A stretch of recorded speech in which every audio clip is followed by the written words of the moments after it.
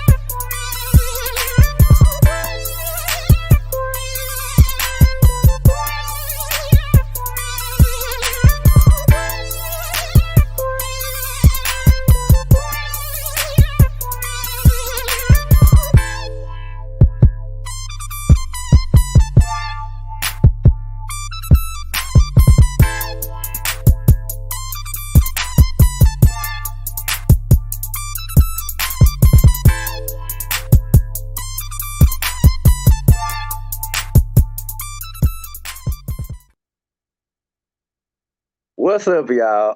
Welcome back again. Episode 201. It has been a long season, I tell you what. But another season comes to an end. This is a show where we saying goodbye and a few hellos to a lot of things. Like we saying goodbye to the Olympics. It's been a wild 2 weeks, but finally it's nice to see you go. We saying goodbye to the NBA season, NBA free agency. Man, I swear this has been a long NBA season, but it's finally got to go. We saying goodbye to the Braves being under 500. Finally, They finally got over 500. They finally got a winning streak going. We saying hello to NFL teams finally coming back. The NFL training camps are in effect. We already had a Hall of Fame game, so we welcoming them back. We got so much more to talk about. LeBron making controversial tweets. Like I say, the end of the Olympics, the end of the NBA, the baseball season cracking back up, the NFL season about to start. Hello to the Red and Rev fans, your boys, Red, Rev, and Coach, about to bring it all to you and say goodbye for this season. But don't worry, because we're going to be back. But for right now, hello, and let's get started. Welcome, everybody, to another episode of the Red and Rev Sports Show. All of us today are coming to you live from the ATL Show. Giving you real sports talk because we are real sports fans who are real sports athletes who have what? Real sports knowledge. So hang out with your boys, Red, Rev, and the Coach for episode 201. And as is our sports custom, we're going to turn to our numerologist who's going to give us something or someone affiliated with 201, and he should be able to give it to us feeling real cool since that fan is blowing right on his head. What you got for us, Coach?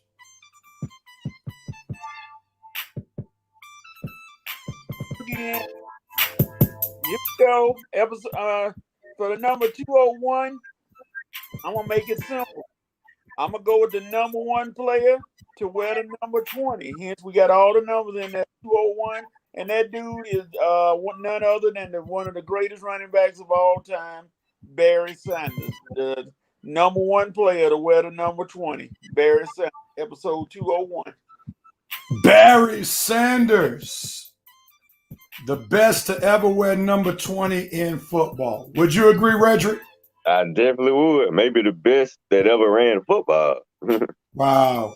Arguably. Arguably, too bad we never saw him in the playoffs. Oh my God. Yeah. We never really got a chance to see him. But that's Detroit Lions great players, Rev. You know, they do it good in regular season and then they retire early and make the Hall of Fame. Right. Speaking of Calvin Johnson, who'll be inducted on today. All right, gentlemen. Well, we're off to a good start, and man, we had just a great time last week when we celebrated 200. And let's just thank everybody again for allowing that show to be what it was. Shelby's not with us, but she added a whole lot to the show. And then also, of course, Revanite Nation. It was so dope to have all the Revanite Nation persons that came on and showed their love. And we just really want to appreciate you all for making the show what it is, but also being with us for our milestone episode 200. With that being said, let's welcome Revanite Nation, who's a huge part of making this show what it is today. Let's see who's chimed in. The president, Thomas Holcomb, is checking in from the East Side Palace at the Rooster Wrangling and Armadillo Rodeo at Lake Oconee. What's up, Mr. President? Lake Oconee. I heard of that one. Mr. President, and I believe the president had a birthday this past week, if memory serves me correctly. So let's say happy birthday to the president of Revanite Nation, Mr. Thomas Holcomb. Happy birthday, Thomas, and many more, buddy. Yeah, man. Happy birthday. Revanite Nation, show Mr. President some love. Good morning, Brother Chris Traylor and Mr. Lance Bilbrew. Good morning, sir. The Vice President is checking in. Coach, have you recovered from the roast from last week? I feel roasted, but I'm fine. All right. Brother Vincent Woodruff came in and did an iconic roast. I'm sure as we continue on the show, we do episodes 250, 300. That roast will be shown again. All right, morning again to you.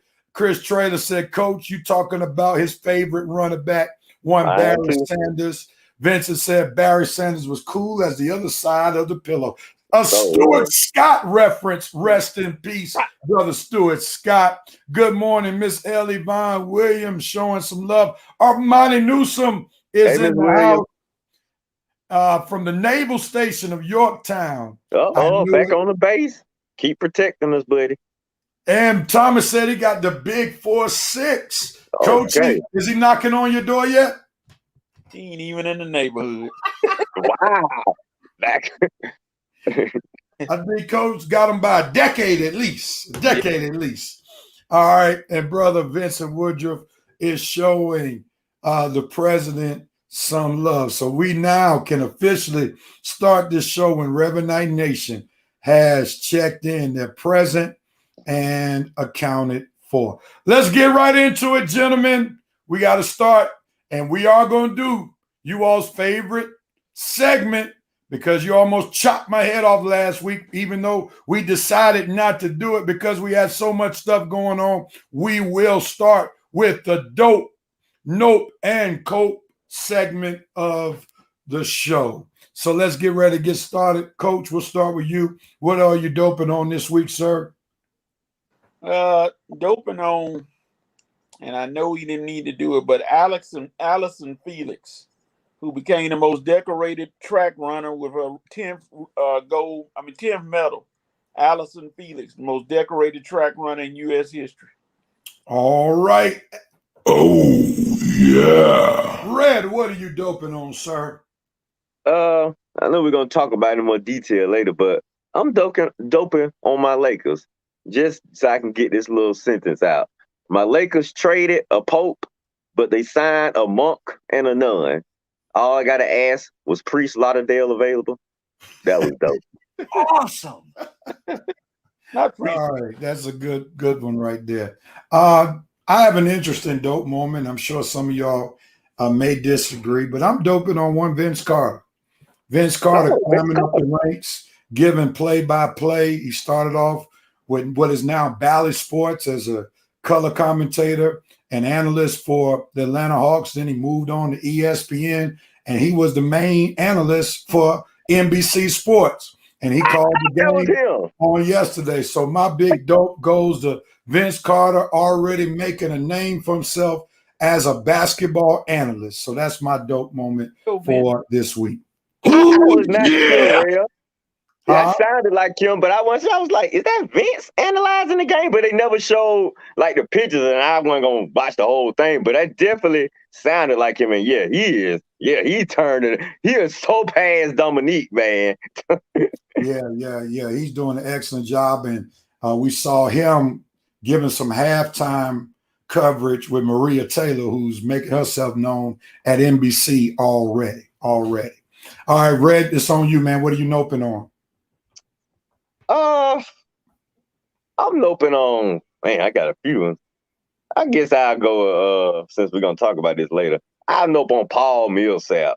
Paul Millsap talking about he's considering, or he would consider coming back to the Atlanta Hawks. Well, first, Paul, the Hawks will have to consider bringing you back, okay? What is all this talk, all these players discussing they future, their wishes and desires before the teams even say they're interested in them? You got Ben Simmons saying, I'll go to the Warriors. I don't want to go to the Warriors. The Warriors got to want you first.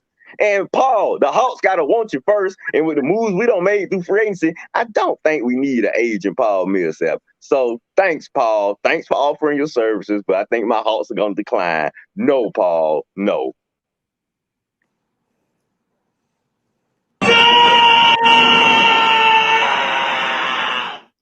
Even though this benefited the Atlanta Braves, I'm noping on the St. Louis Cardinals, walking in 4 runs with the bases loaded. The score was tied 4-4. The Atlanta Braves win the game 8-4 the other night. And the one pitcher, I forget his name off the top of my head. Alex Reyes. Alex Reyes. He walked 3 straight batters. Then the relief pitcher came in and walked 1, and they wound up losing 8-4. You got to do better. I'm glad it happened for the Atlanta Braves, but Cardinals, get your pitching right. That is absolutely awful. And I wonder, what's the record for most walks with the bases loaded. I would love to see that They record. got it. They have it. They got it? Yeah, they got it. All right. That's terrible. Oh, come on! Coach, it's on you, brother.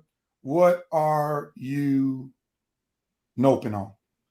Well, I'm noping on something that happened a couple of weeks ago. I don't think we touched on it.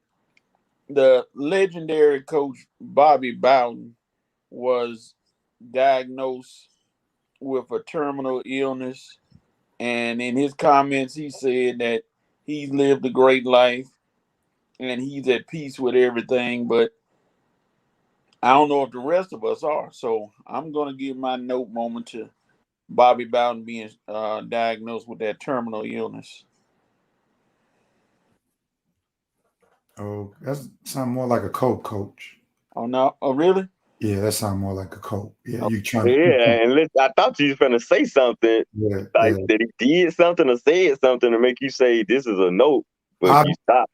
Yeah. Obviously, you're emotional about this, so I'm not gonna go on. But yeah, that's more like a coach right there. So what we'll do for you, Coach, is since you started the coach moment, we'll come back around to you and you give us your note moment next time. Okay. So, Coach, you a big Bowden fan? I just like Bobby Bowden. I've been liking him for years because he's one of those guys that didn't do I don't think I ever heard of him breaking any rules or anything. He just coached, and that's all he's been doing. And well, let's just say he didn't get caught. Yeah, I put it that way. Yeah, because Deion Sanders got to Florida State somewhere. And I know some hands were being greased when Deion went to Florida State. So yeah, let's just say he didn't get caught. All right. Bobby and Deion and take it to the grave. Exactly. All right. It's on me. Remember, Red and I are going to cope this segment, and Coach is going to note this segment. All right. I'm coping on the fact that there's no real competitive basketball that's going to be played the next 2 to 3 weeks, even though you got Summer League. Most of those guys won't be on any NBA roster. So you all know I'm a basketball guy, huge basketball guy. So I'm coping on the fact that I got to go a couple of months, maybe 3 months, without any real competitive basketball. So I'm a little sad about that. All right. All right, Coach, give us your note moment. My note moment is for one, Kurt, my not so favorite cousin, who doubled down on him not being vaccinated. Kurt, you got to be around a lot of folk, and yet you plan to not be vaccinated, my brother. You taking harder hits than that needle gonna give you. Why not go ahead and get vaccinated? I'm sure you eating worse food than what that needle gonna do for you. Why not go ahead and get vaccinated and let it be? This is ridiculous. People like NFL football players refusing to be vaccinated. So my note moment is for Kirk Cousins. One, Kirk Cousins gets No. The triple no. All right, and Red, close us out with your cope. I'm coping on Andre Iguodala and athletes like him, these college athletes and all of these free agent athletes who sit back and make us wait for decisions, wait for decisions. Oh, I'm narrowing it down to 2 and 3 teams, and then I'm going to make my decision in a couple of days. What? And you turning sports into your own little personal soap opera, your little freaking who shot JR, who's the daddy, cliffhanger type bull crap every year. We don't have to wait. Who are you to make us wait? Make a doggone decision. Stop telling us to wait a few days. Oh, I'm going to make a decision. No, make one now. This ain't your freaking soap opera. I know you think I'm taking it personal because Iguodala chose the Warriors over the Lakers. No, this ain't personal. I've been feeling like this for a while. This just kind of hit home recently, though, when I had to wait to find out his season. But I'm sick of it. I'm tired of it. I'm sick of these athletes. Man, that's right. It's a soap opera out here making us wait days to find out a decision. We are not your personal audience, okay? So make a decision, accept it, and live with it. And stop waiting 2 or 3 days like you really at home sleeping on it or pondering it. Ponder this. Make a decision. That's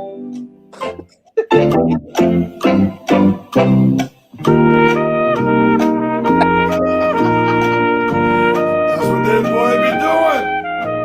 Making us wait and guess. Yeah, I mean, for real. Oh, I'm narrowing it down to 3 or 4 teams and I'll make by the thing. Dude, make it down. If you already narrowed it down, make a decision. God. All right. Red got his rant out. Let's see what Rev Night Nation talking about as they dope, nope, and I cope forgot about it. on this morning. All right. Let's see what they're talking about as we cue them up. And they are ready, locked and loaded. Good morning, Sister Sylvia Harris.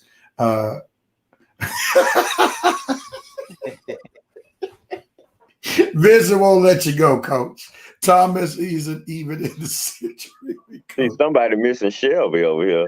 All right, the president, Coach, stuck with his guns. USA basketball won gold, so he giving Coach his dope moment.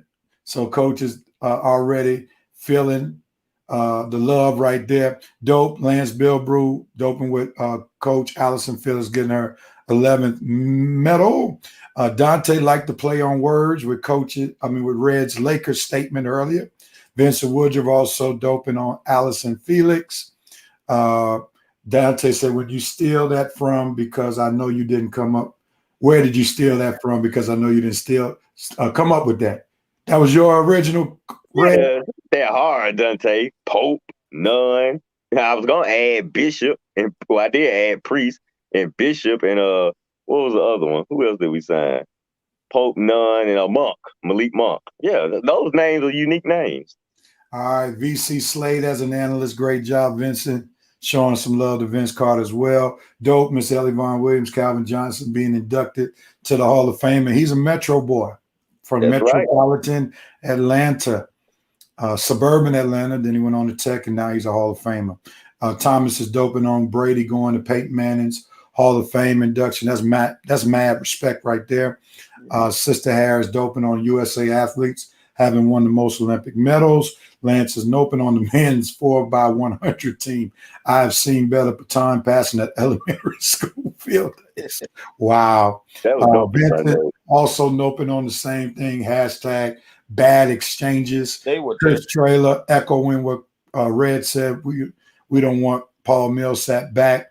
Thomas Holcomb noping on Dennis Schroeder. Looked like Will Smith on the last episode of Fresh Prince when everybody moved out. Looking for money. He's going to be one of our 5 for 5 topics, so stay tuned. Armani doping on Dallas Cowgirls losing their first preseason game, man. How about that kicking? Oh, that field goal kicking should have been a note.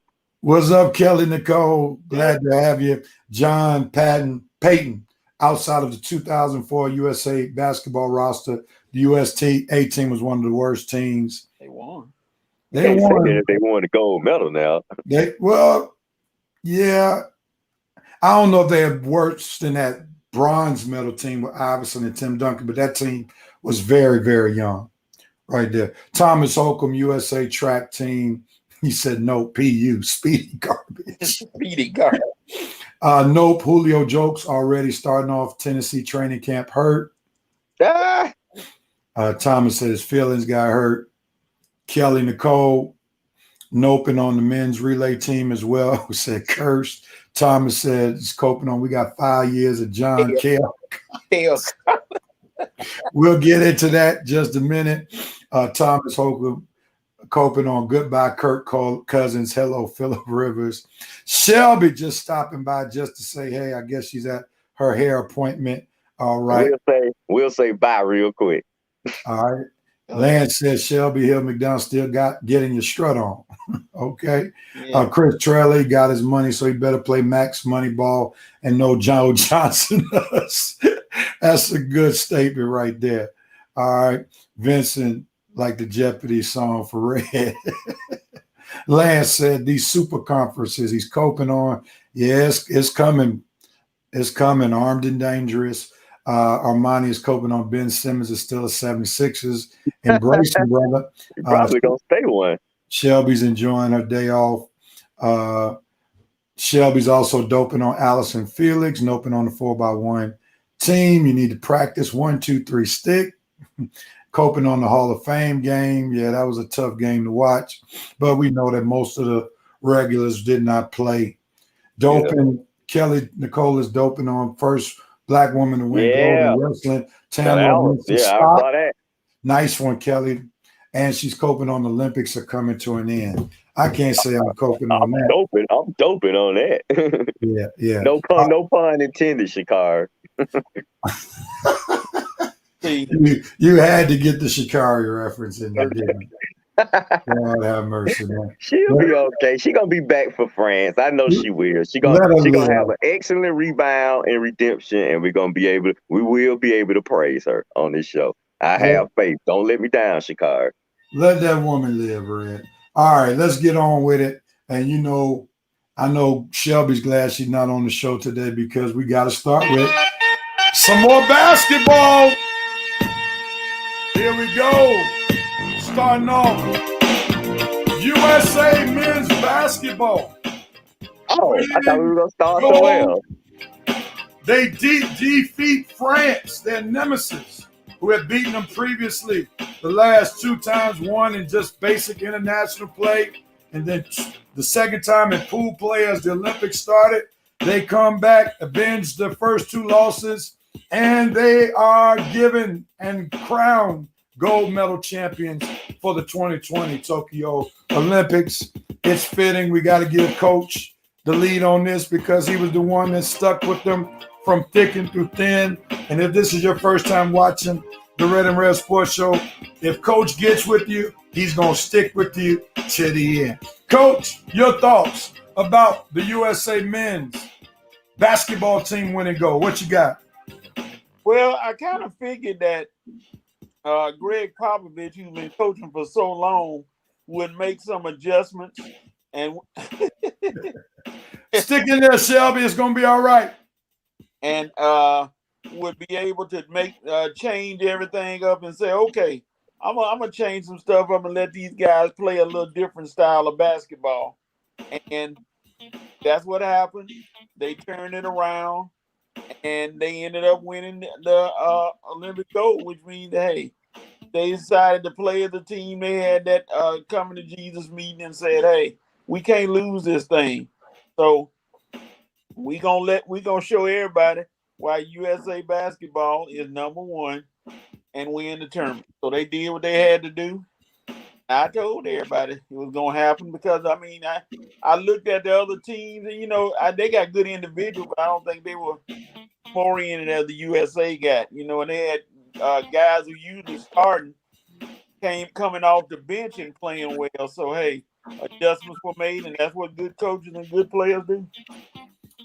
All right, Red, jump in there. Your thoughts about USA men's basketball team winning golds? I am completely dumbfounded and shocked. Kevin Durant. Yeah, I guess you back to Kevin Durant now, man. You led my country to the gold medal game. Yeah, that's something LeBron didn't do. He's still wiping his bronze medal off. So thanks, Kevin. I guess I can't call you Kevin Durant right now, in a way. I'm sure when the regular season starts, you'll give me another opportunity. But for right now, you're not Kevin Durant. Good job, man. Good job, Coach Pop. I know you've been coaching so long, but haven't won the gold, so you finally got that gold medal on your resume. Congratulations to that. Congratulations for the guys representing the country. I was wrong. I did not think we were going to do it. I completely thought Kevin Durant was going to embarrass us, but you didn't, and you deserve praise for it, man. I'm pretty sure we're going to get into another topic later on, but Kevin Durant definitely deserves praise. Dame Lillard, Devin Booker, you're allowed back in the light-skinned crew now. way to go. My country got the gold medal for basketball, and all you guys deserve praise. I didn't think you would do it, but you shocked me. Congratulations. All right. Just quick reference, Red. LeBron has 2 gold medals. Leading? Was he leading the way? Wait a minute. Well, I know he got one playing with Kobe. Now the other one, did he lead it? Lead the team? 2008, 2012, he's the second highest scorer, or third highest scorer in USA basketball history. Okay. All right. My bad, LeBron. I just been on my little LeBron train for so long. I got to get all this hate out before the season starts. yeah. He won in 08, 12, bronze. And now, I knew one of the games he won, Kobe saved him because he went off on that gold medal game. Now, I know that's one of his gold medals. Is that the one you talking about? I mean, he won 8 and 12. I don't remember who was the MVP. I mean, back then, those games weren't very close. Let me remind you, it was Mamba mentality. Swish, gold medal game. Woo! I mean, Mamba is not in the top 5, or he's not top 3 of all-time leading scorers in Olympic history. He just saved it for the gold medal game, real. All right. I'm gonna say this. The thing that helped out USA men's basketball were the additions of the 3 guys who were playing in the NBA Finals. I think they made the difference, particularly Drew Holiday. Drew Holiday was the one who set the tone on defense. He was the main one who played point guard. He was the best perimeter defender on the team. And when the USA team first began playing, you did not have that ferocious defender like a Drew Holiday out there. So I would argue that even though Kevin Durant was the MVP on offense, Drew Holiday was definitely the MVP on defense. For prior to Drew Holiday arriving, they did not have a guard who could apply pressure. Damian Lillard is not a defensive point guard. He's a scorer.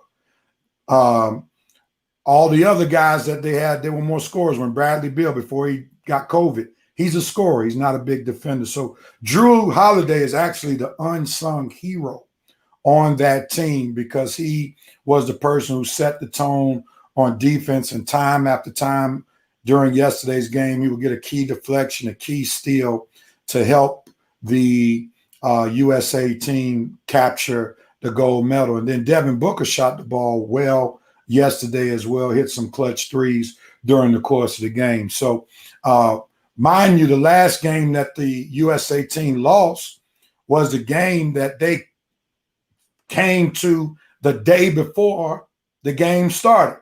So they had a long plane ride, Drew Holiday, Booker, Middleton.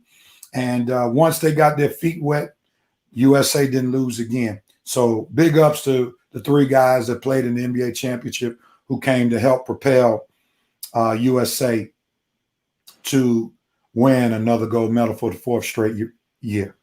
All right, we got this. Middleton Holiday became the 5th and 6th players to win a gold medal and NBA championship in the same year. Thank you, Mr. President, for that. Vincent said he gives France credit, though. They weren't scared.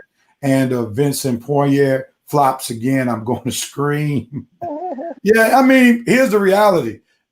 A lot of those teams that have NBA players on it shouldn't be scared because they play against them all year long. That's the difference between when the Dream Team, the first real Dream Team 92, those guys were in all of them because hardly none of them but Tony Kukoc and Tony Kukoc had not yet played an NBA game yet, even though he was drafted by the Bulls. So now these guys are more peers rather than being in all of them. Vincent said, you're right, Rev. Drew and company coming in from the States with Booker and Middleton, using coach's word, definitely changed the tournament.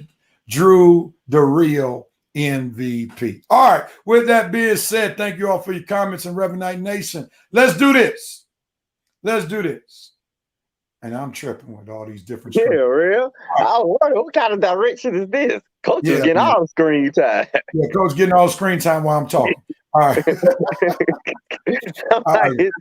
And maybe this was his segment. He deserved it since he called it, so he deserved to get prime time right there. 92 Dream Team awakened world basketball. That's right. And it probably developed a love for basketball internationally like none other, and probably they use 92 team as the measuring stick to get to the next level all across the world. With that being said, we know that Kevin Durant was the captain, was the leader, and can be argued was the MVP for the USA men's basketball team. Also, he took over being the leading scorer in USA men's basketball history. So here's the question. Revanite Nation, chime in if you can. Here it is. Is Kevin Durant the best player in the NBA? If somebody says that, are they a prisoner of the moment, or do they have some stuff to back it up? Is Kevin Durant, Red calls him Kevin Durant, is Kevin Durant the best player in the NBA? Red, we're going to start with you since you have a nickname for him. Mm-hmm. Now, he's normally Durant, but he did it and got the job done with USA men's basketball team. So now, do you think he's the best player in the NBA? What you got, Red? No, not the best player. He's still one of the best. It's definitely hard to call you the best when you didn't even win championship this year. I mean, Greek Freak got more claim to the best player in the NBA right now than Kevin Durant. He's the best player on the Team USA right now. He's the top scorer on Team USA right now. He's one of the best players in the NBA, but the best? No, man, you're not when you're not even holding up the trophy this year. If you're holding up the gold medal plus the NBA trophy plus the NBA MVP all in the same year, then maybe this would be a more authentic question. But no, you're still just one of the best NBA players right now. Still, you're probably the greatest scorer in the NBA right now. But definitely just still one of the best. You got Greek Freak still. You still got CP3 still. You still got LeBron still. You still got lots of good players on their teams that can have a viable chance in this question. But you one of the best. But you still, like you say, you still got a few players in the NBA that can rival you. All right, Coach. You got the best naps. But you ain't got the best guy. But I mean, you know what I'm saying? You got the best naps, but you still ain't got the best game overall. Now find your hairbrush, Mr. Durant. Wow. I meant to say that in my earlier. Wow, you had to stick that one in there, huh?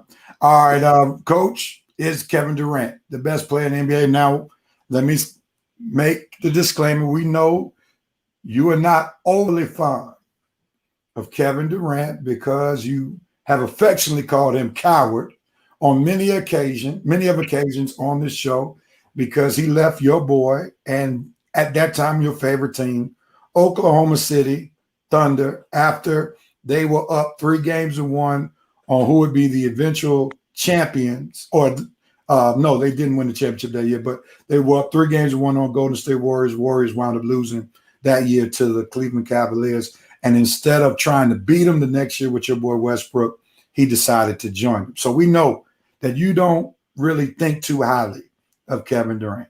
With that being said, and thinking objectively, is Kevin Durant the best player in the NBA? Go for it, Coach. I would have to say yes, even though, he coward. I have to say yes, because right now, you look at how he just put the USA team on his back and right after the season and decided to will them to victory. And just like somebody said, if he had on a size 10 instead of a size 12, who knows how far Brooklyn would have gone with that 3-point shot that would have knocked out the Milwaukee Bucks. So, yeah, I'm going to have to give it to him right now. You got, LeBron is aging. Greek Freak, he's had a great playoff finals run, big time. But Durant has been pretty consistent, so I think I'm going to have to go with him as the best player in the NBA right now. All right. Now, Coach, when I talk, since you went there, I'm going to leave you on the screen because you sounded a bit Skip Bayless-y right there. Not Skip Bayless. Yeah, you sound a little bit like Skip Bayless, and I'm struggling with that. I am so sick and tired of hearing people talking about if he had his toe Yeah. behind the line. I He had- didn't. I had to throw it in. It's just like if George Hill would have hit those free throws, the Lakers would have won game 1 against the Warriors back then. If somebody had hit a jump shot, if the coach had put this player in instead of that player, he didn't. We If can talk about was a if. field. Like Yeah. if was a field. Right, exactly. I mean, we don't talk. Why are we talking ifs? He didn't do it. How many times have players stepped on the line and didn't get 3?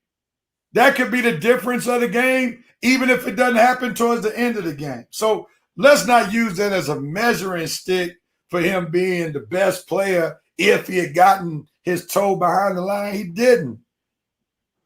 And still, there was enough time on the clock where the Bucks could have scored, possibly. Who knows? But nevertheless, I do not think Kevin Durant is the best player in the NBA. And Dante, I saw your comment. Feel free to tell us why you think Kevin Durant is the best player in the league. Yes, I will agree that the Slim Reaper is dealing right now.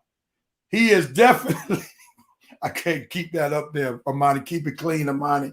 Even though you didn't say the words, keep it clean, Amani. All right. Anyway, Kevin Durant is by far the best scorer in the NBA. He does it with the most ease. He can shoot it from 3 mid-range game. He can also handle quite well. He has a good turnaround jump shot, so forth and so on.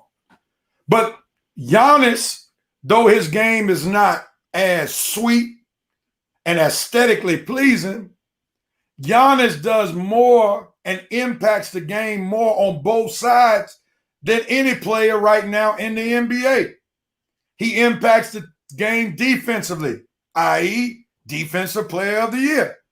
He impacts the game offensively, i.e., winning 2 straight MVPs before this year.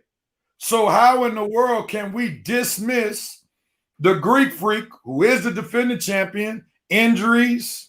Regardless of the injuries, Kevin Durant had the same opportunity, even though he didn't have Kyrie Irving. The playing field was actually leveled once Kyrie got hurt. So he had his chance to propel his team over the Milwaukee Bucks, and Giannis won, and KD didn't.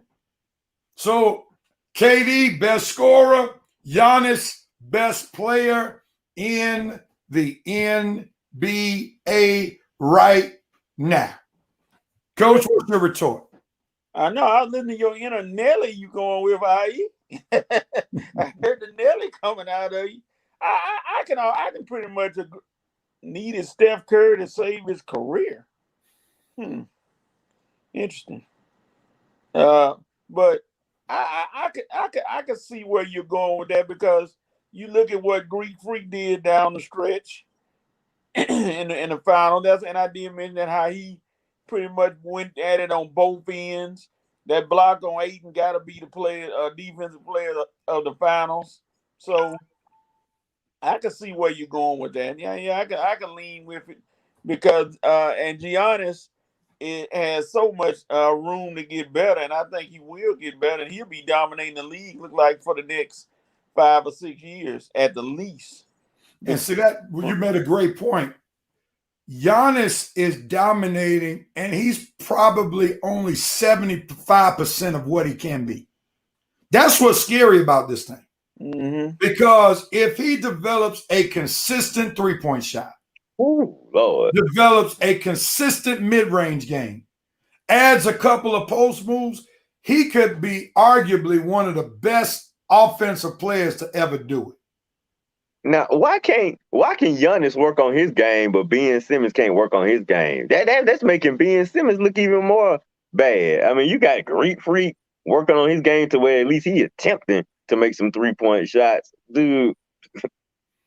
Well, let me answer that question. I think it's a cultural thing. See, problem with Ben Simmons, he grew up in America entitled. Yeah. One of the problems with the new AAU market and circuit is that they crown these kids starting in 7th and 8th grade. you're the top player in the nation at 13 and 14. So you already feel entitled. He felt entitled. Everybody coming after him when he was recruited for that 1 year when he went to LSU. Then he comes right back, and he was bigger than everybody. Then he comes right back, #1 draft pick in the league. So he got all this stuff. Whereas Giannis, when he came in the NBA, the odds were stacked against him because he was so small. The Giannis we see now is like 50 pounds heavier, full of muscle than the Giannis that came into the league. Giannis used to get blown and pushed all over the place. And if you ever play ball, if you get bowled and thrown around enough, that should encourage you to put some muscle on you. So Giannis, because he didn't come in being who he is now and not being highly celebrated for, after all, he was like, what, 14, 15 pick when he was selected? You know, he had to work hard. He had more incentive to work hard.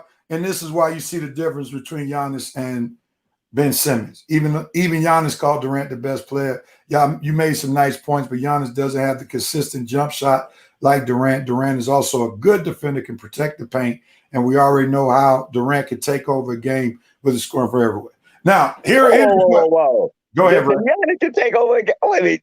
Did Giannis not take over the NBA Finals, the most important series in basketball? Giannis took over that series, Dante. Now, maybe he didn't do it the way Durant does it by his finesse, scoring, three-point jumpers, mid-range jumpers, and whatnot. But Giannis definitely took over the games. I mean, it's a reason he was Finals MVP. It's a reason he was back-to-back NBA MVPs. It's a reason he's been NBA Defensive Player of the Year. Don't shortchange Giannis not like that, man.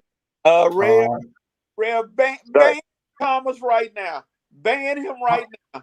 After what I hold on, I'll get to it in just a moment. Red is called Want to. Ben doesn't appear to want to be great. Greek freak is humble pie. He's hungry. That's the difference. That's a good assessment. Dante said, no, I do agree. Giannis is a jump shot away from being the best, but that's a way as of this moment, Durant the best. Okay, we'll agree to disagree. We can assume that Ben Simmons is unvaccinated.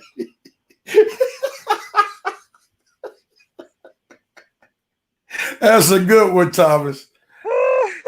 Yeah, you're absolutely right. Even Lonzo Ball improved his game, especially his shooting. Yep, that's true. Exactly. Sheldon said Ben Simmons doesn't have the right people around him. He's had plenty of people telling him he's amazing. That's very true. Yep. Very true. Where is he at now? Is he like, dude, are you deaf? Are you completely insane? Nobody is thinking of you in the way that they thought of you when you came into the NBA, Ben Simmons. So whatever entitlement you had, whatever delusion you think you are, dude, you cannot shoot. Embiid don't want to play with you. The Sixers don't want you. You sit here cutting off communication with the Sixers as if they care. You think they care, dude? They will send your butt to Sacramento. You ain't got no leverage, Ben Simmons. No leverage whatsoever. You better come back to reality, buddy. But they send you somewhere you're going to regret playing. And no, like I said, you have no leverage in this case. You cannot shoot the basketball. So stop acting like you this great player that all of a sudden people just going to be enthralled to have you on the team. If Golden State find somebody else they want without you, buddy, I don't know where you going to go because I ain't heard no other team talking about they want you. Keep up the baby. He's out the crew. He out the crew, Vincent. We can't take delusion guys like that in a light-skinned crew. The man is delusional, okay? He's tired, like I say, you cutting off communications with people that don't even want you. That's like cutting off communications with a girlfriend who just dumped you. Oh, okay, you cutting off communications? Thanks. Well, I think he's in his own way trying to force a trade, but unfortunately, his trade value has decreased so much that the Sixers he's out the light-skinned crew. You out the light-skinned crew, Ben Simmons. The Sixers are going to be forced to keep him because even though they're not moving in the route that Armani has gone, he'll trade him for a Hershey bar. I'm talking about Richard Simmons.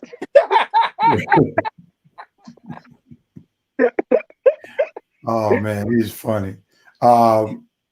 Uh-oh. Red. Oh, You know what? Ben is still young. I would take him in Atlanta. Sandman, If I'm you gonna don't shut up, have to disagree with that. Ben Simmons, there's no place for him because the Hawks are intentional about getting guys who can shoot the ball on the perimeter. And Ben Simmons would not fit what the Hawks are trying to do because with Trae Young's ability to break down the defense, they need some people who could either spot up and shoot or catch the lob. And Ben Simmons is not really one guy who catches alley-oops in the half-court setting. We know he's not a three-point shooter. So he's a solid player, but we don't need him in Atlanta. That's my humble opinion. Red, you got an opinion on that? Sandman need to go back to sleep with that opinion. I mean, we go welcome Sandman. I think this is first time on the show. Welcome, Sandman. We don't want to discourage him. Yeah. But, I don't. Thanks for watching, Sandman. Yeah. They bet not, but put the best trade package together. You're not getting Damian Lillard. You're not. They will ask for Embiid and Ben Simmons in order for you all to get Damian Lillard.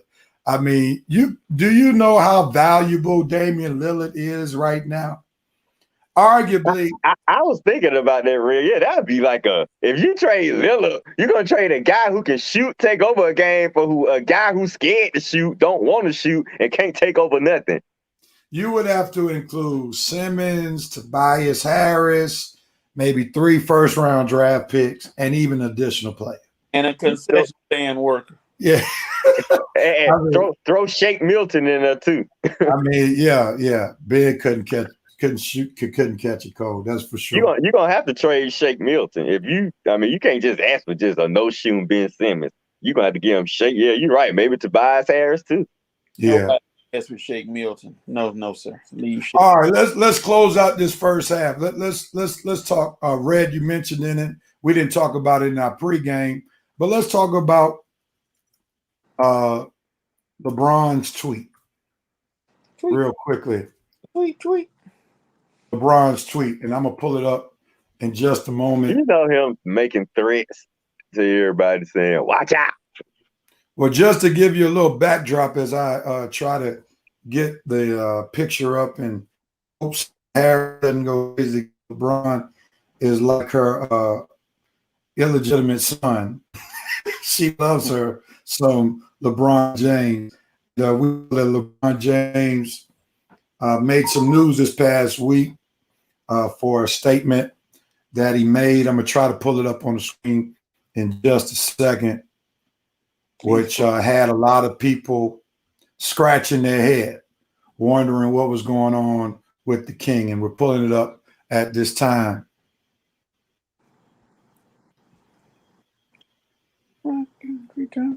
Here we go. Watch this real quickly.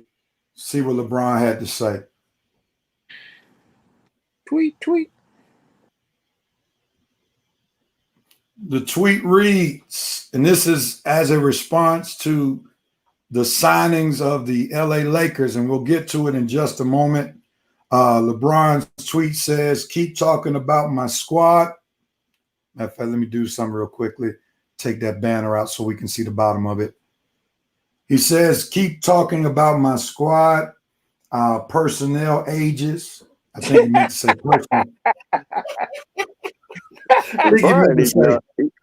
I think he meant to say personal ages. The way he plays, he stays injured. We're past our time in this league, et cetera, et cetera. Do me a favor, please. And I mean, please keep that same narrative energy when it begins. That's all I ask. Hashtag thank you. All right. Red, we're going to come to you real quickly because we know that's your squad. So what you got to say about one LeBron James tweet without going deep into your opinion about the signings? Yeah. What do you think about him talking about the signings? I didn't really like it, real. LeBron, you know we're gonna do our talking on the court, man, and you're a much bigger player than that, dude. You don't have to issue threats through tweets and stuff. Just get the squad together, be ready when the season starts, and we're gonna show the world how we gonna play when the season start, man? All this talking right now and then the season begin and then we don't do nothing. You definitely know they're gonna bring this tweet up. So LeBron, I sure hope you ready to show out because after this tweet right here, man, you ain't got no choice now.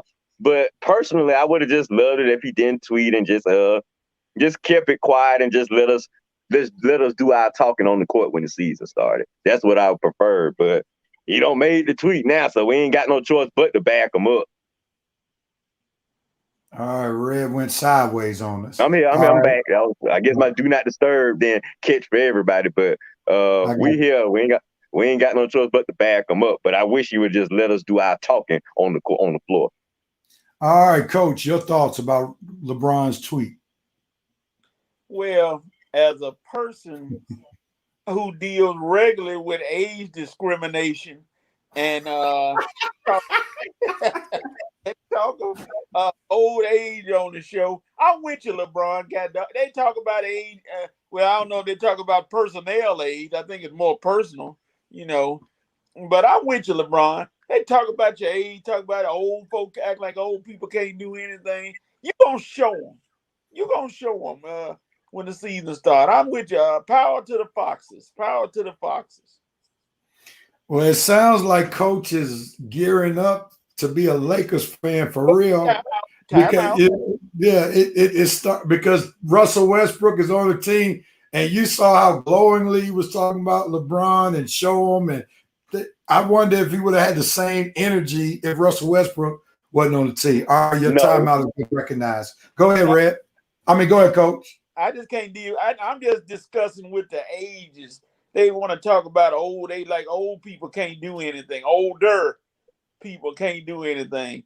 That's where I'm going at. Everybody want to talk about the age and make that a point. What are they going to, just like LeBron said, keep the same energy if they somehow manage to win the title? What are you going to say then? All right, power to the Foxes. He meant Red Fox. I wish LeBron had not said anything because it comes off a bit sensitive. Yeah. And it becomes sensitive because he's part of the crew that people are talking about because of his age, because he's one of the older ones that were signed. So I think if he were like 28, 29 and the Lakers had done all these old age signings, he wouldn't have had a problem with what was stated, and he would have just taken it upon himself, I'm just going to lead them to a championship and we'll just talk about it later. But I think he's starting to get a bit sensitive about his own older age. And I think that's why he took it a bit personal. I think you, as Red said, just leave it alone. Let your game do the talking. Because one of the things LeBron doesn't have on his side is sometimes when he talks too prematurely, it doesn't work out in his favor, such as what happened in Miami when Chris Bosh, and Dwayne Wade had that epic introduction to Miami when they signed, and he started talking about not one, not two, not three, not four championships, and they only wound up winning 2 out of 4. So he's not necessarily the kind of guy that talks and backs up exactly what he talks. He just plays and lets his play do the talking when he's mostly successful. So just leave the talking alone, LeBron. Coach, you had just hand up? No, sir. No, you didn't. The Liniment Lakers. All right, with that being said. Keep that same energy, Thomas. Just wait. We're going to show you. Oh, man. We're going to have a lot of old jokes. Coach, embrace yourself for the old jokes coming all season long. All right, Coach? That's all right. Hey, everybody got to get old one day, or you hope to get old one day, so that's okay. All right. What's up, Joe Black in Jacksonville? Glad to have you, bro. Glad you found it on YouTube. I don't think LeBron should have tweeted that. It's like having that big mouth homie that said too much, and now all of y'all got to help him fight. That's a good analogy, Kelly. That's an excellent analogy. Yeah. Reverend Night Nation, stand up. Kelly said something right there. Good one, Kelly. All right. With I that wonder being what would said, happen if I'll save it for later. Go ahead. Uh-oh. all right, we're going to pause real quickly. That's halftime of the Red and Red Sports Show. We finished our first half. Hopefully, you all have enjoyed it. We talked a lot of basketball.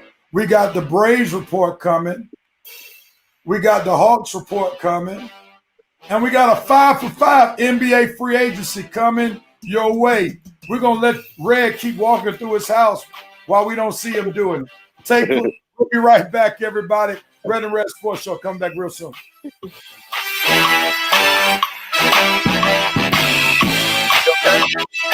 I was checking on you. I'm going to the game.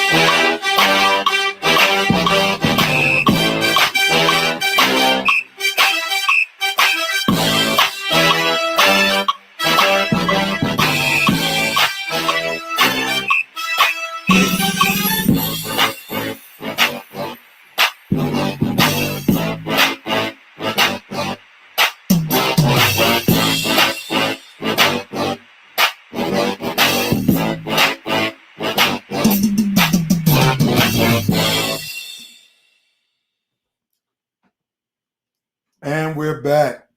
And the president had a message for you, Red. Red, we do not want to go to the bathroom with you. All You right. didn't go anywhere with me because I took the camera off.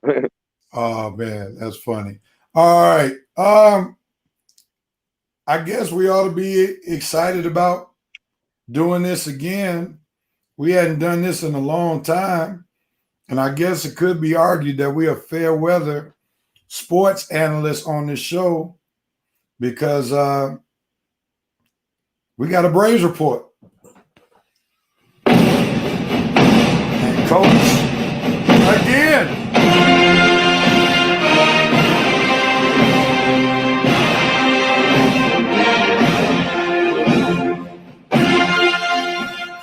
Again shows up big time because he was the one who kept the faith with the Braves.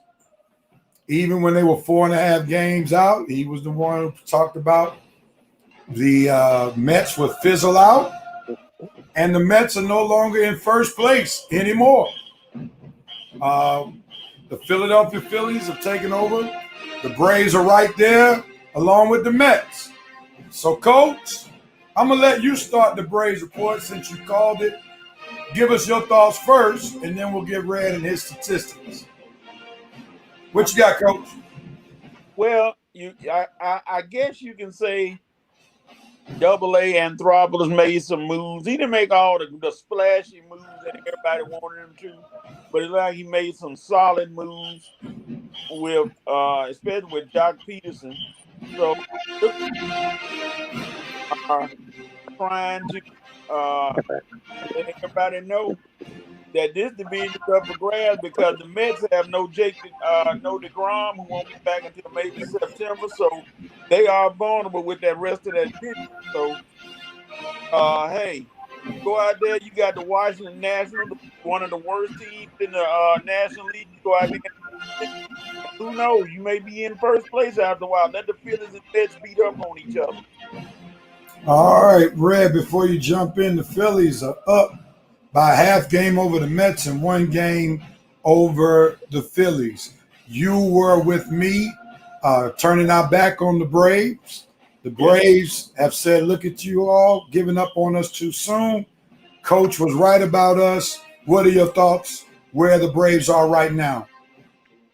Oh well, it ain't, I can't remember a season where it took 4 months for my team to get over 500. So can you blame us for not thinking you guys were gonna do it? I mean, up and down, and part of my note moment, which was gonna be my note moment, had you not had a good week, because you set a Major League Baseball record for up and down, alternating wins after the All-Star break. 16 to be exact. So Braves, please spare me your freaking feelings, okay? You the one set the MLB record for being inconsistent, okay? Up and down, up and down. You finally got some consistency going on this week after I don't know how many weeks we've been playing baseball. So yeah, me and Rev really kind of lost faith a month ago. But thank you for proving us wrong. We are pleasantly surprised and pleasantly happy to be wrong. But hey, it's your fault. But to give you credit, you're finally playing with some consistency now. 4 straight wins this week.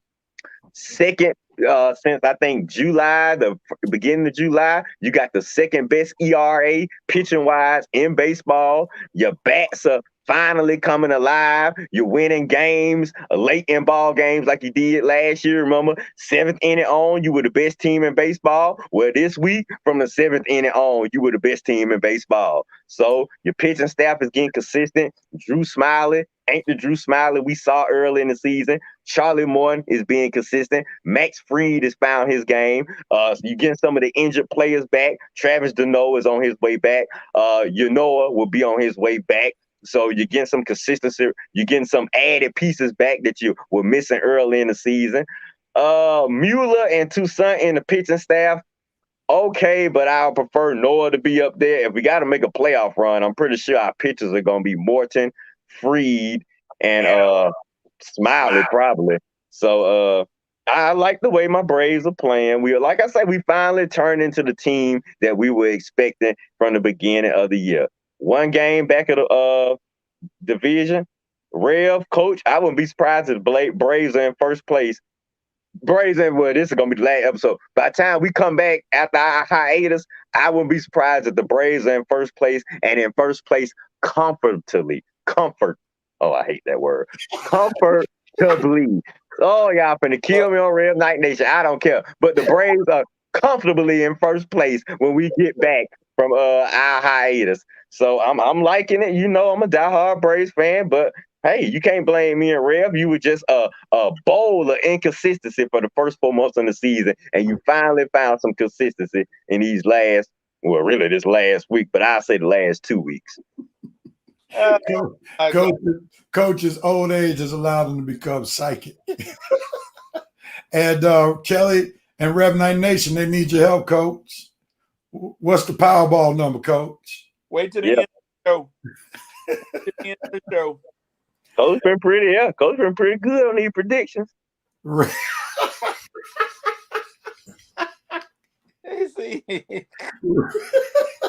Secretary of Education Kelly go ready to assignment.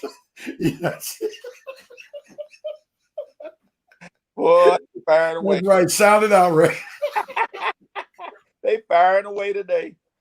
That word is it's not hard. It's difficult to say when you're talking fast. All right. Thomas is giving us the breakdown. We have 8 games left with the Nationals, 6 with Miami, 3 with the Mets, and 3 with the Phillies. If the Braves handle business with the Nationals and Miami, it's quite conceivable that's where they can win the NL East right there. Because remember, the wild card is not really in their favor because that's going to the 2 Western teams. So they have to win the division. Now, let me just say this. Red and I weren't totally wrong. No. The team that they had fielded prior to the trades, that team was not going to get the job done. No. And if we're truthful about it, now where I was wrong was Jock Peterson trade. He's been a wonderful addition. And I think all of them. The other trade with Solar from the Kansas City Royals. He's been a welcome addition, you know, and really, and don't forgive me for getting a little spiritual, but my name is Rev. Forgive me for being spiritual, but I am a reverend in real life. Blessings do come in disguises. And here's what I mean by that. What Marcell Ozuna did was very unfortunate, but it turned out to be a blessing in disguise for the Atlanta Braves. If Ozuna is on the roster, the Braves don't make as many moves as they did in their outfield, because Ozuna, with the money that he was making, he would be the everyday player. We know that he was not having a good season before he got into that trouble with domestic violence. But because he was moved out the way, the Braves were able to make some additional moves that they would not have been able to make had Ozuna been on the roster. Now, I'm not going to say it was a blessing in disguise that Ronald Acuna Jr. got hurt. You can't say that for the best home run hitter, RBI guy on the team. But the Braves were able to overshadow his loss and make even better with the loss of Ozuna. And now they have a good squad. And that backup catcher that they got from the Arizona Diamondbacks, he's done a good job as well holding it down. You talking about Voit? Yeah, Voit. Yeah, I tell you, but he needs to start because that Kevin Smith, dude, he's an automatic out, man. I'd rather have Voit up in there because Voit a little more smart at the plate than Kevin Smith, man. Kevin Smith is an automatic out, and really, he's not the best catcher as far as handling the pitching staff. Between him and Voit, I prefer Voit out there. All right. Thomas Hope said the Nets are the only team we have a winning record against. Mets 8-8, Phillies 7-9, Marlins 6-7. But Thomas, you in the lab, man, doing your research, brother. You're lying, man. We might have to bring you on as our stat guy and just give I'm during the show. Hey, Thomas, give me a stat on this because you on the money, Mr. President. You're on the run. And thank you all, Vincent and Kelly, for being my witnesses right here. All right. God bless you all. All right. Miss Yvonne, too. Oh, Miss Yvonne said something? Yeah. Oh, Kelly, yeah, all right. God bless you all. I try not to be too deep, but every now and then I got to throw a gem when the Holy Spirit leads me. That was a good one because I didn't know where you were going, but yeah, that's definitely a blessing. Well, I don't know. I mean, because it might turn out that Marcell is innocent, but I see what you're saying. But I welcome Mark. Would y'all welcome Marcell back to the team next year? Nope. If it turns out, you say no? Too much money. Oh, well, if they gotta pay it, if they gotta pay it anyway, yeah, I might say yes. I mean, yeah. Now this is where I go in a different direction. I'm a grace and mercy guy. If a person is contrite, I believe they should have a second chance.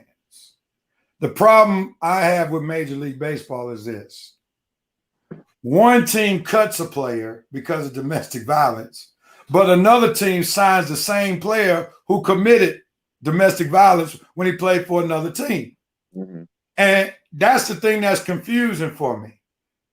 It should be if one team cuts him, then nobody signs him. Yeah. But what's the purpose of cutting a player if another team is going to sign him?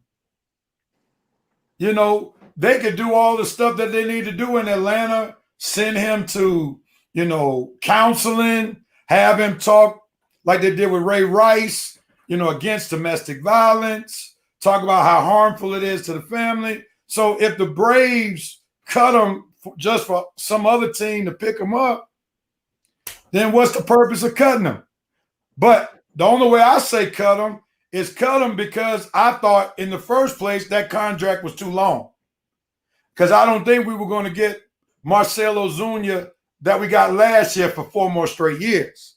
We might have got lightning in the bottle 1 or 2 more years, but not 4 more years. So, and I'm not, celebrating domestic violence by any stretch of the imagination, but if we could get out of that contract because of it, God be praised. Well, really, it's Marcell's wife is the cause because I'm starting to hear now she was the reason behind it. So we need to thank Miss Ozuna real. Yeah. But Ozuna, you look at him, if the National League, which they keep talking about, adopts a DH, oh yeah, there you go. Because I don't think he's your best fielding outfielder. No. So No. that's a lot. He's terrible. He's terrible. Yeah. So If they get the DH, then yeah, I think they might keep him. And then Well, that was the reason why I did not want them to sign him long term, because we're hanging on the if they get the DH. If they don't get the DH, he doesn't help you, because you're going to have a $15 million man being subbed in for late in the game for defensive purposes. yeah.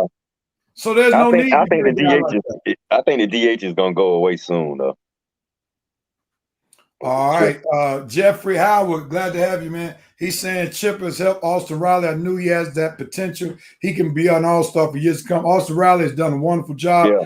Josh Donaldson is a distant memory right about now. Yeah. Because Austin Riley is coming through. He's been hurt the last 2 years in Minnesota. Yeah.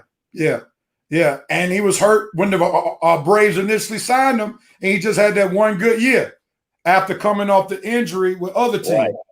Right. Let's go even further. He was hurt at the beginning of the season. Josh, he had them hot 2 or 3 good months in the middle of the season, and then that made him, worthy of a new contract. But yeah, he's been injury prone.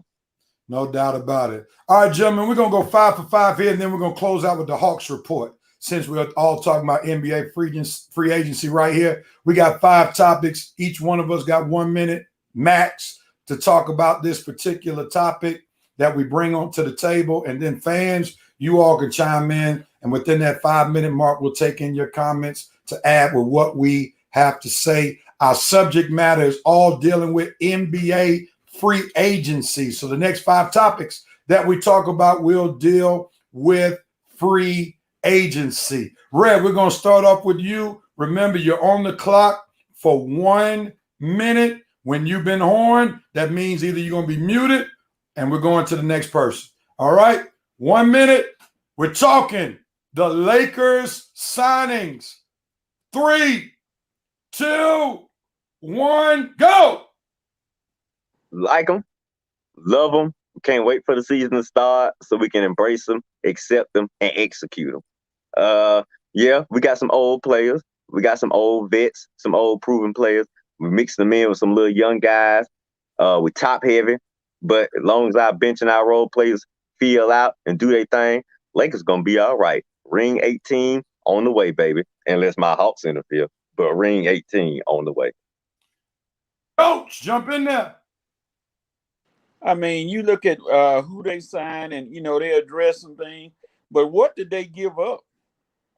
Kuzma, Harrell, Pope, Drummond, Caruso.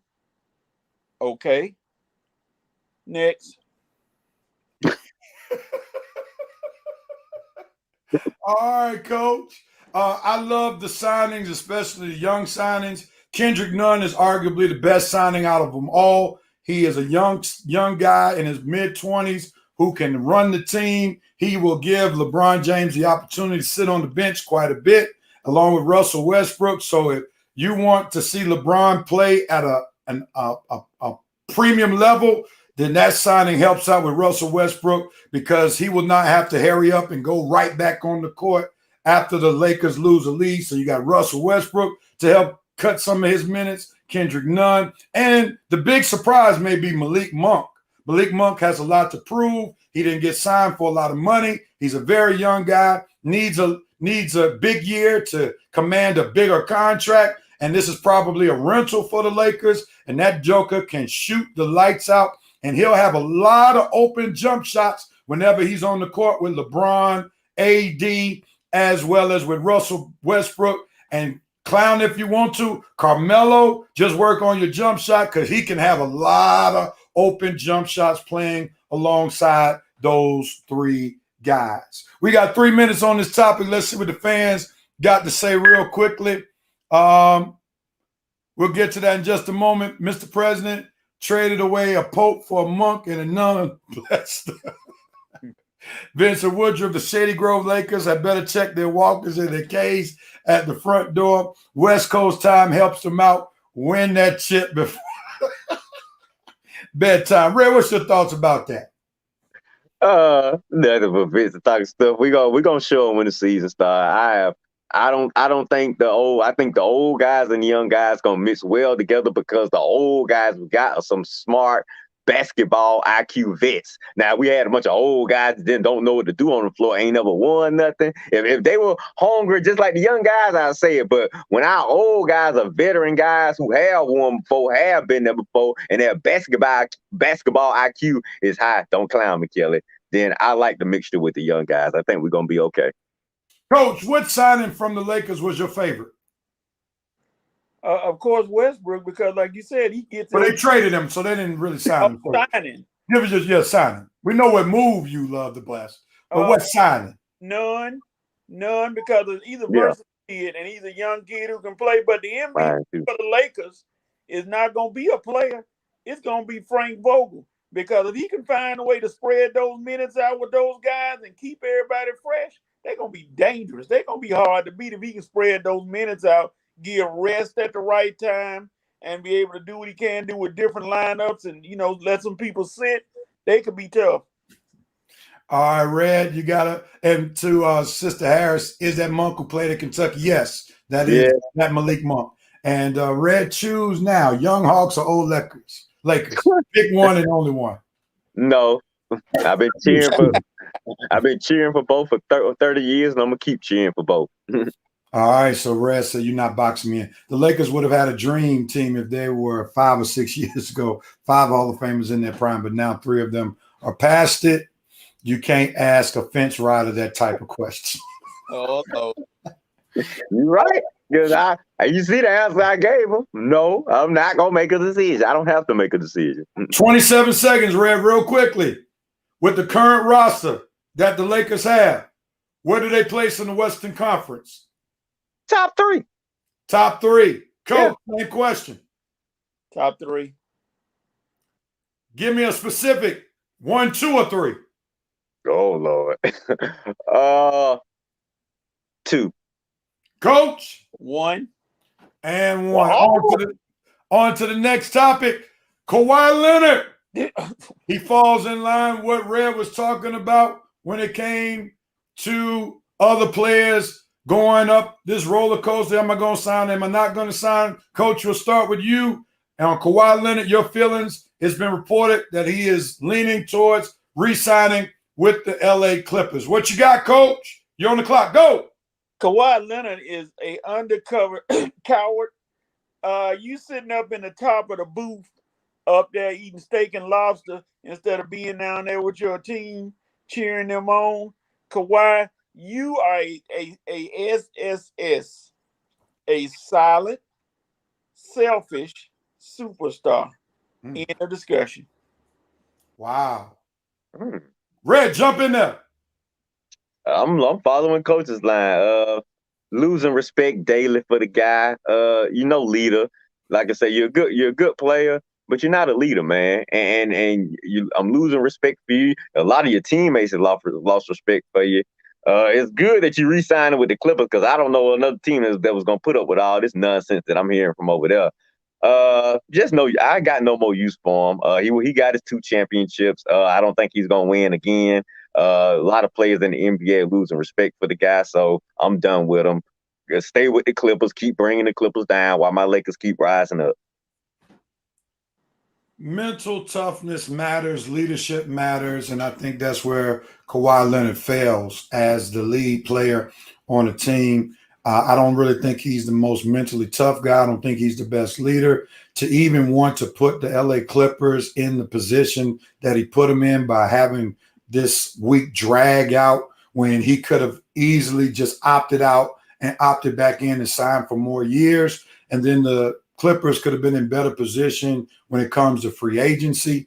They did get Reggie Jackson back, so he did have a good run with them. But they could have gotten some additional pieces to go along with them. They signed Justice Winslow. I don't know if that's a great signing. They could have gotten somebody else rather than Justice Winslow. But because Kawhi drug his feet is why the Clippers had to go the route that they had to go. And it is selfish, especially since the Clippers gave everything to accommodate Kawhi when he first signed. They went and got Paul George. They mortgaged their future. And for Kawhi to drag this on, that was just absolutely ridiculous. And Kawhi needs to understand part of leadership is also working with management, put management in the best position to make the roster the best it can be. So that's my statement right there. Let's see what Reverend Knight Nation got to say about this. Leonard, no comment. He's no leader. This was shown in the locker room. Those braids are too tight.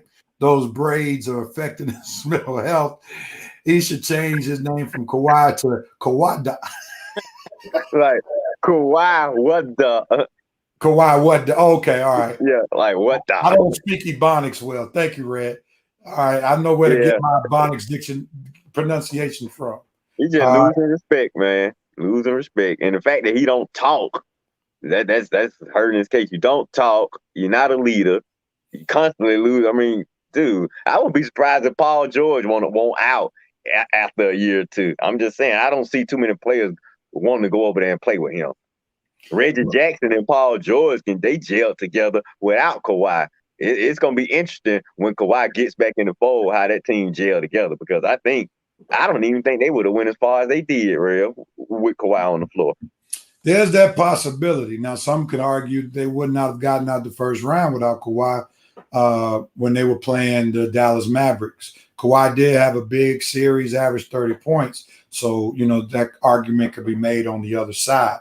With that being said, I think you got to really look at leadership. And this is one of the reasons why I don't think, even as talented as the New York Nets are or the Brooklyn Nets are, that they'll win, because I don't trust Kawhi, James Harden, or Kyrie Irving as leaders. I don't trust Durant. Right, yeah, I'm sorry, Kevin Durant. I don't trust them as leaders. I don't trust Kawhi Leonard as a leader. I don't trust Paul George as a leader. There are certain reasons. There are reasons, rather, why certain players win championships and they are the leaders of the team. Steph Curry is mentally tough.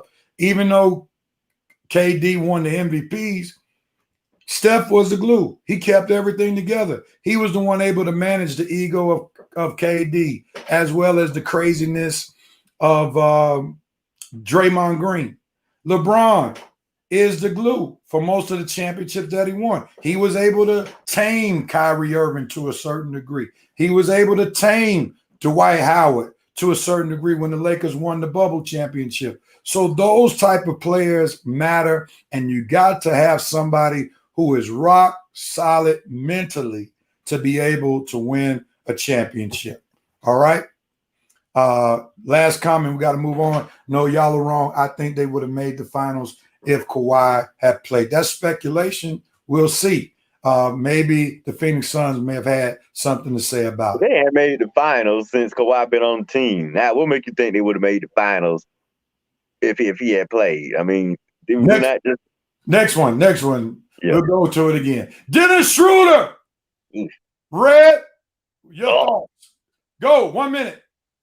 Nothing positive for this little turd. They keep infecting my team. First, you infected my Hawks and almost ruined us, and we did the smart thing and got rid of your butt. And then you come to my Lakers and pretty much ruin our championship dreams this year because you ain't no leader. You're not a good floor general, and LeBron was a fool to think he depend on you when he get off the court, man.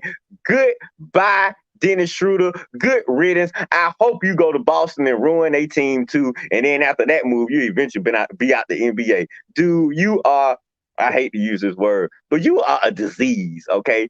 Yeah, I was going to say the C word, but I'm not. You are a disease that keeps infecting teams across the NBA. You had one positive stop in OKC, but eventually Westbrook and Chris Paul said they want to play with you either. So go away, Dennis Schroeder. Go away, please. Coach, jump in there. Dennis the Menace.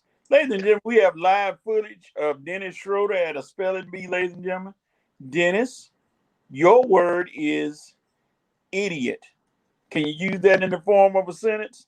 You were an idiot for not taking the Lakers' money they offered you because you thought you would get more. Spell idiot. Dennis. Idiot. Very good. You move on to the next round. All right.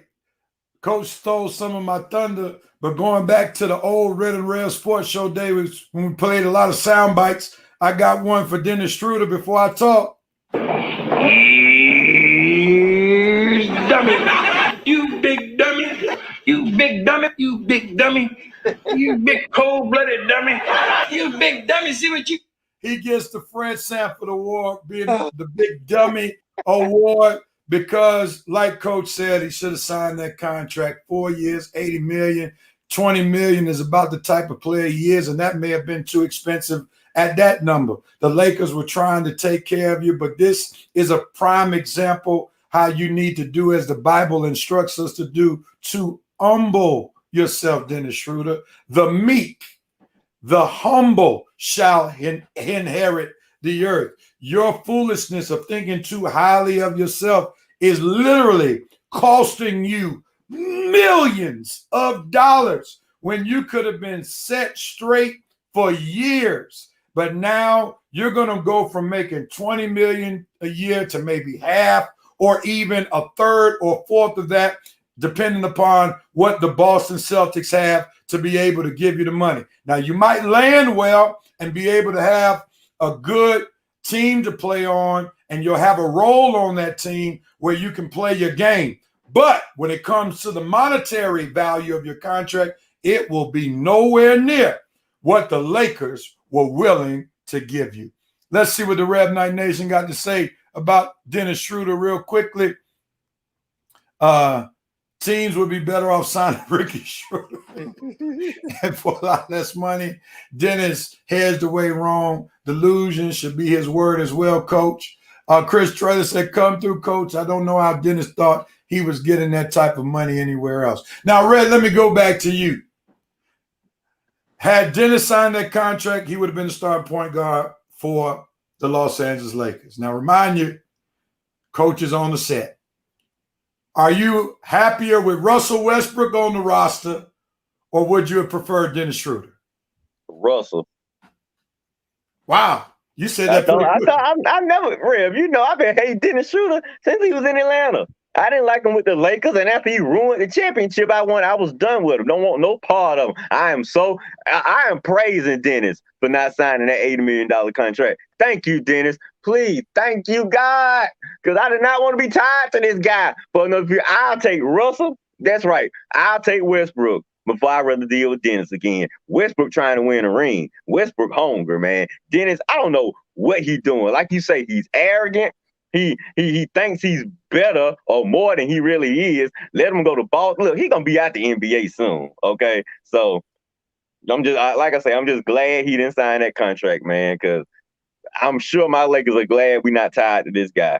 So real quickly, go ahead. Let me go to Coach real quick. We got 20 seconds. Coach, if he signs with Boston, how will he do? They won't go anywhere. He'll mess up that chemistry. But guess what, Dennis? Like this old rap song said, don't be mad, UPS is hiring. That's all I can say for you. All right, and on to the next subject. Coach, we're going to start with you. Best worst signings with NBA free agency. What you got, Coach? Ooh. I know the worst one, and I know he's the most valuable player, but paying Shai Gilgeous-Alexander $172 million for a guy that's averaging about 15 points a game, and you gonna pay him that much? My goodness, where's the NBA gone as far as value of player? That is just too much. Best signing, ooh. Come back to me on that one, Rev. All right. Red, jump in. Shoot, worst signing got to be the Clippers signing Kawhi to a 5-year deal. It's going to be 5 years worth of drama and no rings and no winning. So that's the worst signing, but hey, I guess they were stuck with him. The best signing, I have to agree with Rev. I like that Kendrick Nunn signing for my Lakers, because that pretty much, like you say, with Russell and Kendrick Nunn in the backcourt, LeBron can take time off the court. Yeah, he don't have to worry about the score going from a 10-point lead to a 2-point deficit when he's off the court. I think Kendrick and Westbrook, for the time he's off the court, can hold the fort down. LeBron get back on the court, and we could take it on home, baby. So I know I'm a little biased, but Kendrick Nunn was definitely a good signing for my Lakers. And the Kawhi Leonard re-signing for 5 years with his injury-prone self and his selfishness and no leadership. Good luck, Clippers. Good luck, Steve Boston. You're going to be sweating in that shirt a whole lot more, but it's going to be from losses and depression and frustration than wins. My best signings, I have to give it to the Miami Heat. They got tougher and they got themselves in contention to really be one of the top teams in the East. They are probably the toughest team. You add Kyle Lowry already with Jimmy Butler and Bam Adebayo, and then you go and add PJ Tucker. Yeah. That team is going to be real, real tough. They're not going to score a whole lot of points, but they're going to keep teams from scoring a lot of points, and they're going to be very physical, and that's not the type of team that a finesse team like the Brooklyn Nets would want to face in a 7-game season. Milwaukee should fare well against them, but the Nets, that's a team that they would want to stay away from until the Eastern Conference Finals. The worst signing, I would have to say, is Andre Drummond to the 76ers. Yeah. I just don't see how they needed him to be on the same court with Embiid if they're planning to start both of them. Embiid is talented. Embiid can shoot. But this is not the league where you play the Twin Towers like the Rockets did back in the 80s with Ralph Sampson and Hakeem Olajuwon, and they only did that for a short period of time before Ralph Sampson was no longer on the Houston Rockets. So I would say that signing to me was the worst signing with Andre Drummond going to the Philadelphia 76ers. All right, Coach, we're going to give you a second round. You're the first time this first time in 5-5, we gave you a second round. So, Shooter, you got 30 more seconds. What's your best signing? It was a quiet one that they didn't talk about a lot, but I had to go with Patty Mills to the Brooklyn Nets. Brooklyn needed another scorer, and there you go right there. Dangerous. He got experience in playoffs, so he's going to be quietly sneaky for the Brooklyn Nets to add on to that roster. All right, good one. Coach drop the Biggie Smalls line on Dennis the Menace. Miami is going to be fired. Vincent Woodruff says that. Where is Maurice Thrower when you need him? He would have been all over that. All over the East Side. Yeah. Miami will thug their way to at least the Eastern Conference Finals, and Bucks will boot them. I can see that. Armani, the 76ers fan, is hot. We don't need Drummond. Shaking my head. We need a scorer. He said it second time. But changed at the end, Philly management. Tell us how you really feel. 1 minute. Any additional comments on this particular subject matter? Anything that you might have forgotten? It was good that the Bucks kept Bobby Portis around. They thought he was going to leave. And then they also got, I'm not a fan of his, but for, I guess, defensive person, Grayson Allen, sneaking over to Milwaukee to help out with a little defense. He's a little baby wannabe thug, but he'll harass somebody a little bit to get him out of the league. Go ahead, Red. I'm laughing at the Knicks having all that cap space, and what exactly did they do to improve? You re-signed Rose, you re-signed Randall. I think Evan Fournier probably was their best pickup. I don't think that's scaring nobody. So Knicks, you really didn't do nothing to this should have been the off season. You made a splash with the season you had, coming off the season you had, and you didn't do too much splashing. You just did a lot of sitting in the water and just kicking your feet. Real quickly, Red, this is a question. Sir. We're over time, but give me just 3 words. Okay. No more than 3 words. Kent Bazemore to the Lakers. How you feel about that? Shaking my head.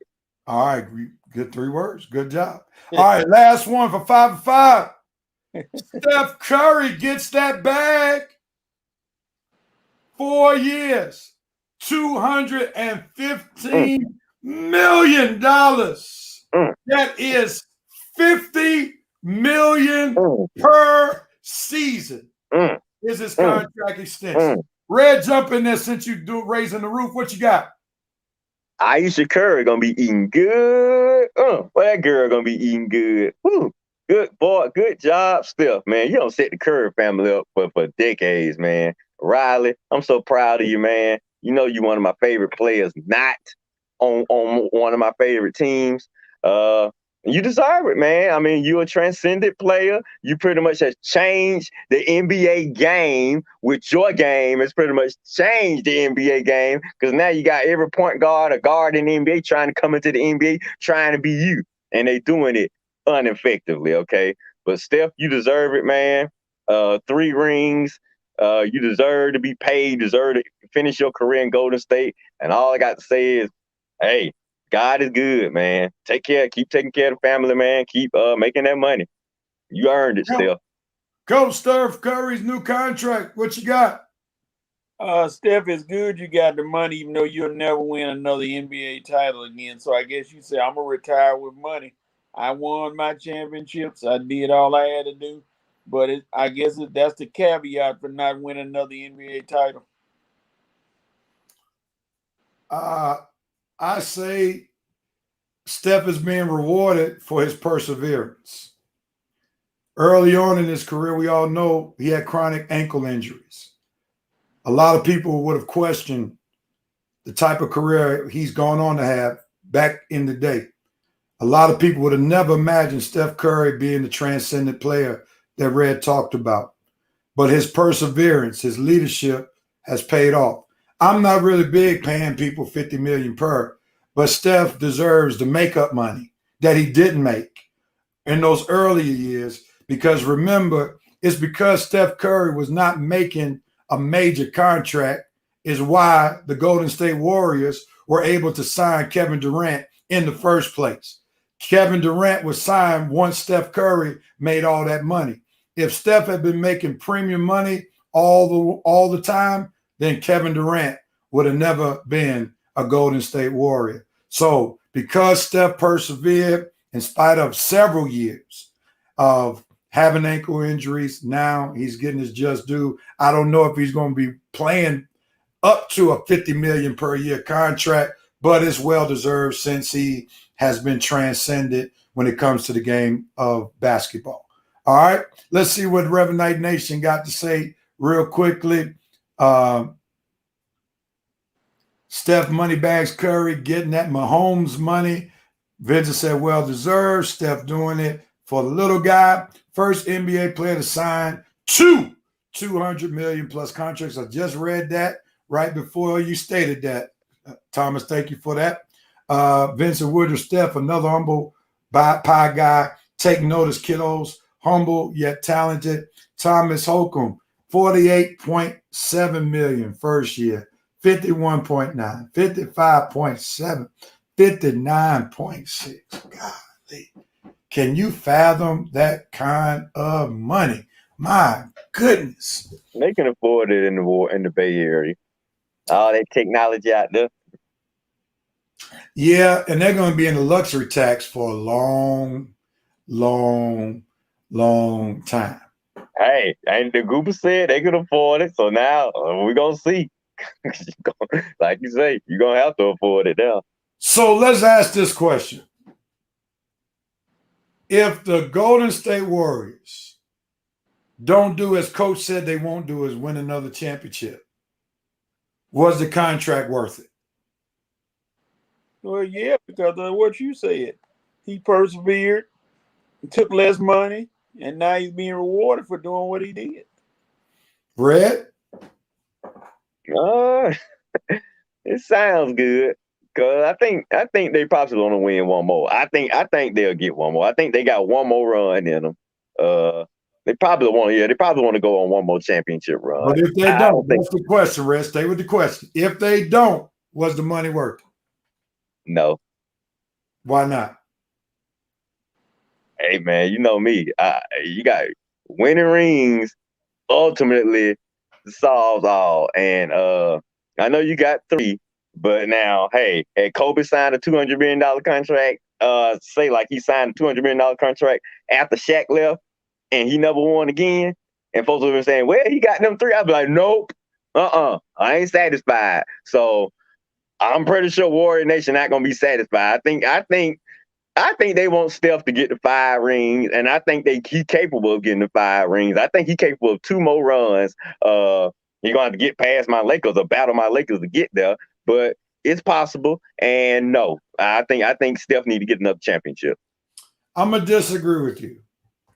I think it's well worth it because we all have been living 40 plus years.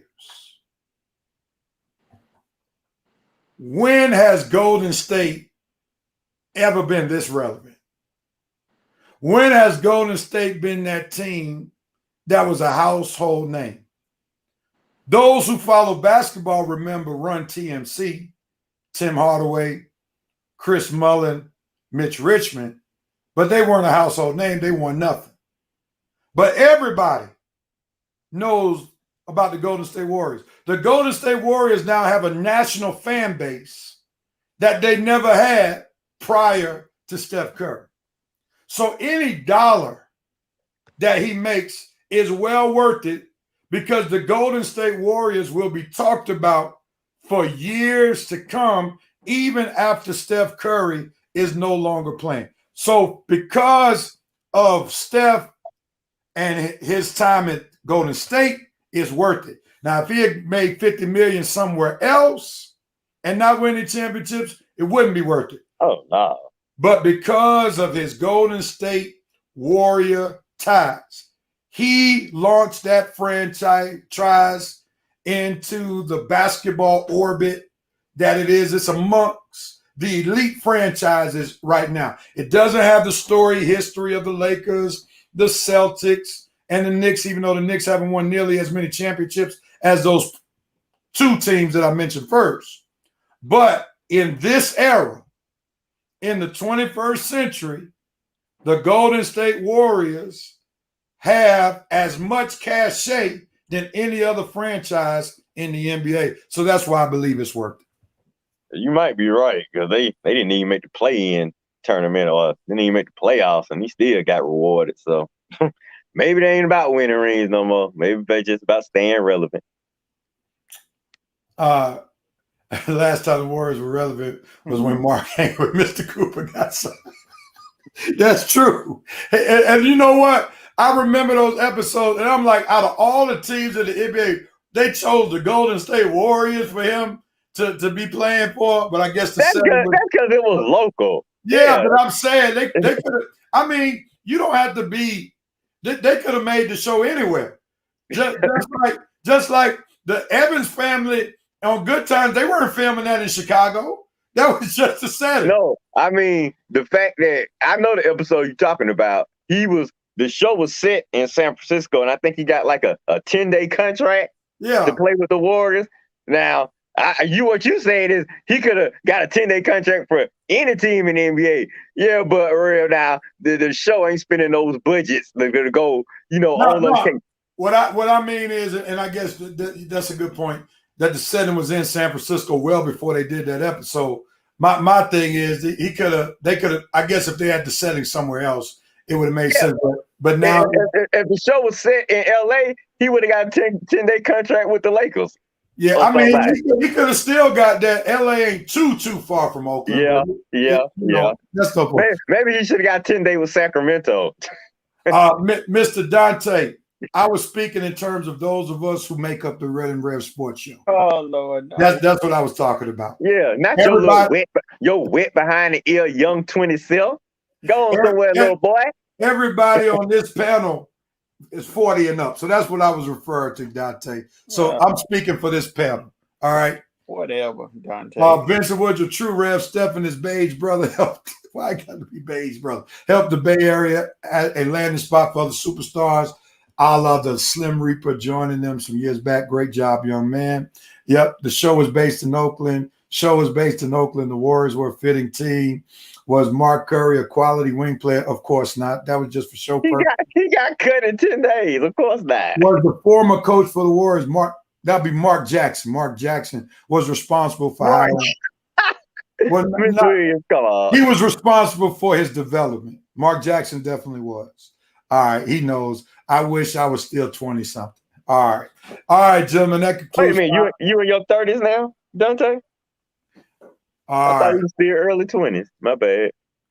All right, gentlemen. We're going to close out the show. Well, no, we got one other topic, then we'll close out where you have the right. Let's talk about the Hawks. The Hawks made two big-time signings. Both are re-signings. Actually, 3. I'll say 2 big time, 1 solid one. Yeah. Sweet Lou is coming back for one more year. One necessary one. One more year. Sweet Lou comes back. The big one is Trae Young signing the contract extension. He'll be making $40 million after this season per year for the next 5 years. And then you got John Collins coming back 5 years, $25 million per season. With that being said, are you happy with all of the signings? Mr. Red, who also is a Hawks fan wearing his Lakers paraphernalia today. What you got? The Lakers had the more interesting moves this week. I represent the Hawks when they do things. I like them. I'm satisfied. I didn't personally don't think John Collins worth 120, but they didn't max him out. So, I mean, 120, take it. I mean, you know, we offered it. He took it. So it is what it is. Trae, I'm glad he got re-signed. Glad we bought Lou back. Glad I like the Dame move. It may be an underrated signing that we didn't bring up. Gordon Dame, the backup, Clint Capella, while your boy Double O is rehabbing. I like what my Hawks did this offseason. I'm not mad at all.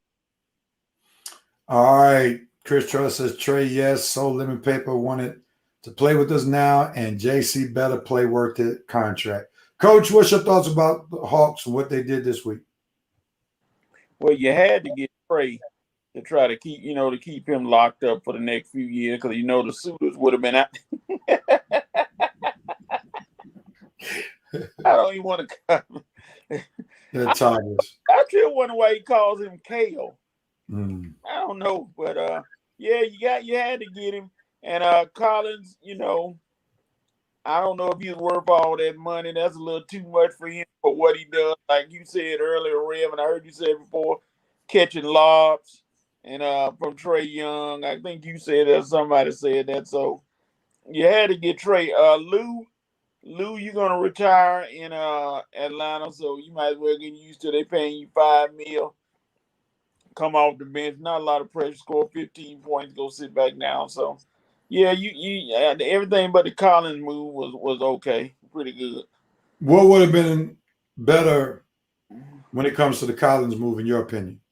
About 10, 15 mil. Wow. If that much. Wow. 20 million for Collins for what he does. You're not that. They're not gonna put you on the top 50 players in the NBA right now. So I don't know. Right now? Or anytime. Now, Coach, I just want you to listen to this. Okay. Brother Devontae Graham, signed with the was it Pelicans, I think? Yep. And he's getting 10 per year. What? Are you putting John Collins on the same level as Devontae Graham? I give you another one. Will Barton re-signed with the Nuggets. 2 years, $32 million. That's $16 million per. Those are double C's. That's what I call them, double C's. Criminal contracts. How these cats getting this much money? Go to the bank with a mask and a gun and say, I need my check, please. Because some of these contracts are ridiculous. A lot of them are. Here's your answer to the Kale thing. Coach, Kale looks pretty at the salad bar, but no one wants to. Excellent explanation. Yeah, dog. Okay. Yeah. That don't bother me at all. I'm upset with the Hawks for making a move that I think they should not have made. They should have kept Tristan Thompson. Tristan Thompson is an energy guy. Tristan Thompson is not going to back down. Tristan Thompson is a guy that would have been a great addition to a Clint Capella and O. And I'm not a big fan of getting right. DeLon Wright for Tristan Thompson? DeLon Wright? I keep forgetting about that signing, so you Yeah, might be right, Real. Why? Even though If you're gonna get somebody for Tristan, get somebody better. Don't just get some guy that doesn't even do that much for Sacramento. Didn't do that much for Sacramento. DeLon Wright. Okay. DeLon Wright. I'm sorry. Yeah, DeLon Wright. What? That's your backup point guard. So what about Lou and Sharif? Sharif may be having some dates with the G League. All right, probably for the first year. I agree. Yeah, he'd be up and down. I mean, that kid is not. Well, I guess Lou and DeLon should be, but yeah, having Tristan would have been some good size in the front court. Man, he would have been an energy guy. He would have been an extra rebounder. He could have been a guy you could have put against like a Giannis who's not going to back down from Giannis. You know, you got to think about those type of players, and you want those type of players. You got Bam Adebayo in Miami that you got to deal with. You got somebody like I said Giannis. Those are guys you got to deal with, and that would have been a good energy guy. You got Blake Griffin you got to deal with the Brooklyn Nets. Blake, you want that kind of guy on your roster. I hope Travis got a plan because we definitely needed some front court beef. That would have helped, but you don't think Dang it can help? Not really. I think Dang is a salary guy. I think Dang was the type of guy that you put in where he can give you some serviceable minutes until Big O gets back. Do you want him out there playing in the playoffs? No. But I mean, I think he'll do what he was signed to do, give them decent minutes when he plays while Double O is recovering. That's exactly right, Thomas. That's why Ryan Cameron's gone. I don't know why folks don't understand that. Yeah. All right. Well, we're sorry about Ryan Cameron. He added a lot to the Hawks games. That's unfortunate, but we'll see what Big Ticker does. Lonzo Ball to the Bulls shocked Armani. I think that was real shocking for a lot of people. That was a good sign, even though I wish he had came to one of my teams. Not for that money, though. All right, gentlemen, let's get ready to conclude the show with You Have the Right. Who has the right to do what, when, where, and how? Who wants to go first? I'll go first because I'm going to have to leave real quick, fellas. Braves, you got a right to get in first place by the end of the week. And we about to go on hiatus for about 3 or 4 weeks. So you have the right to be sitting in first place when we get back. So that's what you have the right to do, Braves. I expect you to be first place in the NL East for the 4th straight year, getting ready to make another playoff run by the time Red and Rev season 5 begins. All right, Coach. Who has the right to do what, when, where, and how? James Washington. I saw your trade request for the Pittsburgh Steelers. You have the right to go to any one of the teams that you want that don't have a chance to beat the Steelers. All right. And you have the right. Josh Allen, you have the right to live up to the contract that you just signed. The Buffalo Bills are making you a $40 million per year quarterback based upon one phenomenal season. You almost helped me win a fantasy football championship last year. I came up short in the championship game. It wasn't your fault. It was the other guys on my roster. But with that said, you got to live up to this contract because the Buffalo Bills gave you the bag maybe 1 year early, in my opinion, because I think you should have proven yourself 2 years as opposed to 1 year. So you have the right to live up to your contract. Let's see what Reverend Knight Nation got to say before we get out of here. Armani Newsome, that was definitely an interesting move there. Ball and the family still rolling along. Also, LiAngelo Lowe working from the bottom of the team. His younger brother commands no more valet parking for him. Trae Young was a mandatory signing. Lou Williams was good, and John Collins was paid based on the market. The players are commanded. I'm not a market guy, but yes, that is true. Yeah, don't bring up the market with Rev now. Yeah, don't care. Ryan Cameron's Atlanta native. That's that. I feel you. Brandon matters, though. U.S. women's basketball team has the right to win the gold against Japan. I think that's a done deal. Let's see what other comments we got. No, they let him go because he doesn't work for VO13. Benjamin Wood said, Rev, I'm sorry. Hey, about to be an epic bust with that re-up. This will be interesting. Bills jumped the gun on this one. Wow. What's wrong? The Bills a good team now. Wow. Josh Allen going to be a bust. That's going to be interesting. Y'all going to make me ride the Bills train this season. Y'all talking about my boy like that. Armani says, Coach Arthur Smith, you have the right to keep making folks run laps when they mess up and hold them accountable. Hey, Rev, I'm getting a good feeling about this coach, man. It's just the things I'm hearing, man. Where's Tom? All right, Reverend Night Nation, we're going to take a hiatus for 3 weeks. We will be back September 4th. So you get your Saturdays back. Don't forget to put September 4th. When we come back, it's going to be all the way live. It will be football season. We're coming out the gate, making college football predictions. We got wins, losses. Reverend Night Nation, we're going to do something different. We're going to let you all join us in making picks this year.